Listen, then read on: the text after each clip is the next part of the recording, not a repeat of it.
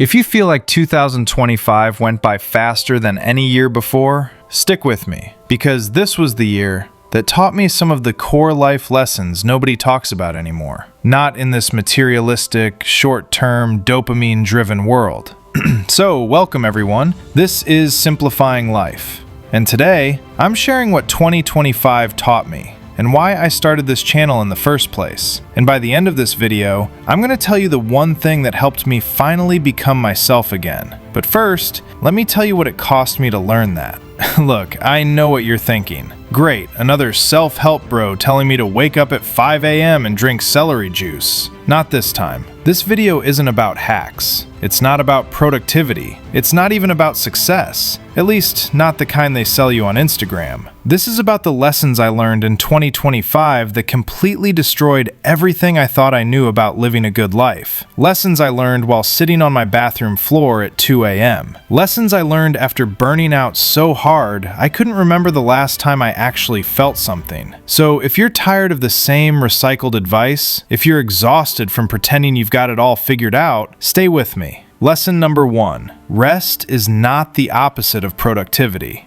Alright, lesson number 1 hit me like a freight train in March. I was in Austin for a work conference. Back-to-back meetings, networking lunches, those awkward happy hours where everyone's pretending to care about each other's startups. Classic hustle culture stuff. And I remember sitting in this session about maximizing output when the speaker said something that made my brain short-circuit. Rest is not the opposite of productivity. It's the foundation of it. I literally laughed out loud. Like, actually laughed. Because my whole life I'd been taught that rest was something you earned. That downtime was for the weak. That if you weren't grinding, someone else was. And they were gonna beat you. But here's the thing nobody tells you. You can't outrun exhaustion. You just can't. I tried. God, I tried. I worked 70-hour weeks. I skipped meals. I answered emails at midnight and convinced myself it was dedication. And you know what I got? Shingles. At 28 years old. My doctor literally said, "Your body is attacking itself because it thinks you're in a war zone." And she was right. I was at war. With myself. Here's what I finally understood. Your body doesn't care about your deadlines. Your nervous system doesn't care about your Instagram follower count. And your soul will shut down completely if you keep treating rest like it's optional. Rest isn't laziness. Rest is literally what allows you to think clearly, create deeply, and show up as a human being instead of a productivity robot. The grind will always be there. But you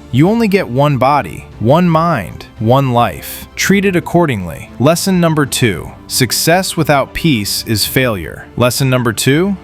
Man, this one stings. Success without peace is failure. I didn't get this one until October. I just closed this huge deal at work. The kind of thing I'd been chasing for 2 years. Commission check was insane. My boss called me the future of the company. I should have been celebrating. Instead, I was sitting in my car in a Target parking lot in Chicago, eating cold Chipotle, trying to figure out why I wanted to cry. Because here's what they don't show you in the success montages. You can have the money, the title, the praise, the LinkedIn posts where everyone congratulates you, and still feel like you're dying inside. I think we've been sold this lie that once you make it, everything falls into place, that success is the destination. But what if success isn't a place you arrive at? What if it's a feeling you carry with you? I started asking myself, what's the point of winning if you're miserable? What's the point of achieving everything on paper if you dread waking up every single morning? And that's when it clicked. Peace isn't something you get after you succeed. Peace is the metric for success. If you're anxious, burnt out, and constantly waiting for the next thing to make you happy, you haven't succeeded. You've just collected achievements while losing yourself.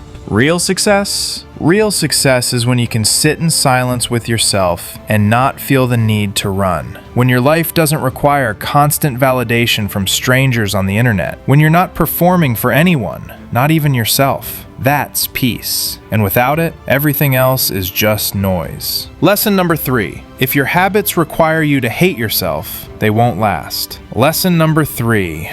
Oh man. If your habits require you to hate yourself to maintain them, they will not last. Let me paint you a picture. January 2025. New year, New me, right? I signed up for one of those brutal 6 a.m. workout classes in Manhattan. You know the kind, where the instructor screams at you like you're in boot camp and everyone's drenched in sweat and misery. I told myself, this is discipline. This is what winners do. I lasted 3 weeks. You know why I quit? Not because it was hard. I can do hard things. I quit because I realized I hated myself every single morning I went. I'd wake up, look in the mirror, and the first thought in my head was, you're lazy if you don't go. You're weak. You're undisciplined. And I'd drag myself there, punish my body for an hour, and then spend the rest of the day feeling like I'd survived a battle. That's not a habit. That's self-abuse with a fitness membership. Here's what I wish someone told me earlier. Any habit built on shame will eventually collapse. Because you can only hate yourself into action for so long before your brain says, nah, I'm good. The habits that last, they're the ones rooted in self-respect, not punishment. You don't need to scream at yourself to take a walk. You don't need to feel guilty for resting. You don't need to treat your body like an enemy that needs to be conquered. If the voice in your head sounds like a drill sergeant who despises you, that's not discipline, that's trauma, and it's time to let it go. Why I started this channel.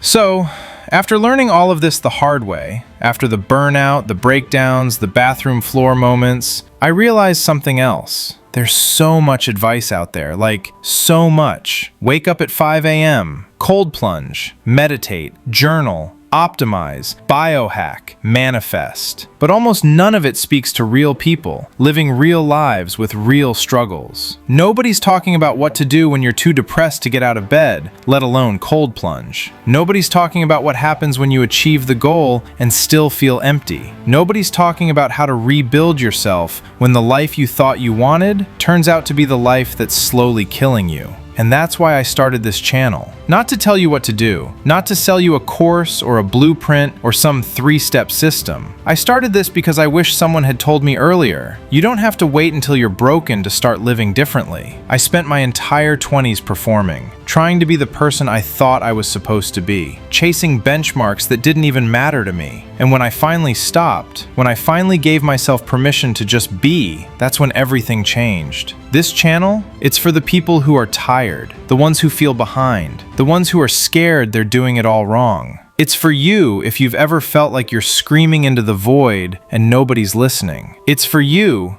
if you're done pretending. Here's my mission with this channel. I want to create a space where we talk about the stuff that matters, not the highlight reel, not the I woke up like this nonsense. I want to talk about failure, about grief, about what it really takes to change your life when everything in you is screaming to stay the same. Because here's the truth, I don't have all the answers. I'm still figuring it out. I still have days where I feel lost, but I'm done pretending I don't. And I'm done watching people suffer in silence because they think they're supposed to have it all together. You don't. None of us do. And that's okay. So this channel, it's a reminder that you're not alone, that your struggles are valid, that you don't have to optimize your way into happiness. Sometimes you just need permission to rest, permission to feel, permission to be imperfect and still worthy. And I'm giving you that permission right now. How to be yourself. Remember at the beginning when I said I'd tell you the one thing that helped me become myself again? Here it is. Stop asking,